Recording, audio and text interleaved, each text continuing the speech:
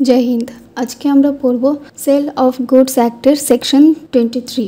Section 23তে বলছে, ধরো তুমি বাজারে new seal pack neem face wash কিনতে গেলে, কিন্তু সেখানে দোকানদার তোমাকে বলল যে madam seal pack neem face wash নেই, কিন্তু আমাদের কাছে লোটাসের ফেস ওয়াশটা আছে। এক্ষেত্রে আপনি যেটা নিতে চেয়েছেন হয়তো সেটা নেই, কিন্তু এক্স্যাক্টলি অন্য কিছু যেটা ডেলিভারেবল স্টেটে রয়েছে তুমি সেটাও চুজ করতে পারো। নেক্সট সেকশন হচ্ছে, এই সেকশনে এতটুকুই বলছে যে যখন তুমি কোনো কিছু কিনতে চাচ্ছ সেটা যদি সেই মুহূর্তে প্যাক নেই বা রেডি নেই, তুমি চাইলে তুমি অন্য যেটা একটা অলরেডি তৈরি করা মাল রয়েছে তুমি সেটাও নিয়ে নিতে পারো। নেক্সট সেকশন 24-এ বলছে, goods sent on approval or on sell or return. এই সেকশনে বলছে যে যখন কোনো দোকানদার গুডসকে তোমার কাছে দিয়ে দিয়েছে নিজের ইচ্ছাতে, এটা বলে যে ম্যাডাম আপনি এটা নিয়ে নিতে পারেন, কিংবা দেখতেও পারেন বা কিনে নিতেও পারেন, আবার রিটার্নও করে দিতে পারেন, তার কোনো প্রবলেম নেই।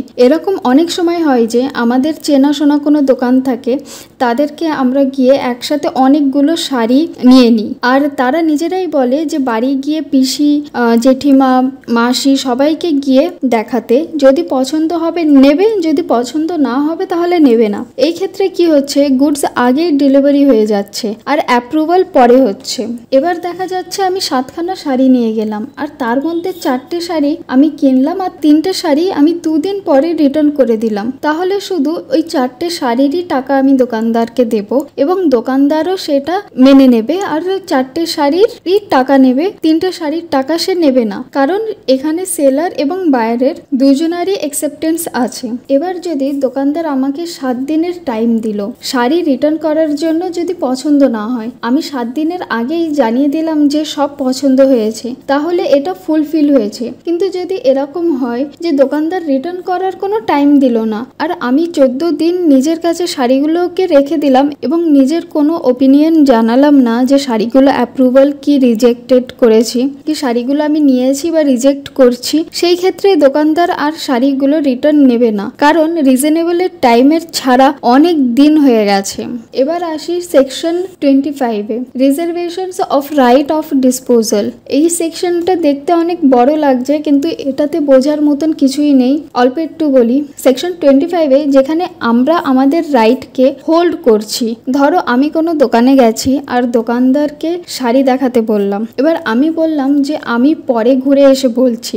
এই ক্ষেত্রে আমি কিন্তু শাড়ি কিনেও নি বা শাড়ির কোনো টাকাও দিইনি বা কোনো নির্দিষ্ট চয়েসও করে যাইনি যে হ্যাঁ এই শাড়িটা আমার পছন্দ হয়েছে, আপনি এই শাড়িটা আলাদা করে তুলে রাখুন, আমি কিছুই বললাম না, আমি খালি শাড়িগুলো দেখলাম, দেখে ওখান থেকে চলে গেলাম। এক্ষেত্রে আমি কিন্তু আমার জন্য টাইম নিচ্ছি যে আমি পরের দোকান ঘুরে এসে এখানে আবার এসে দেখব।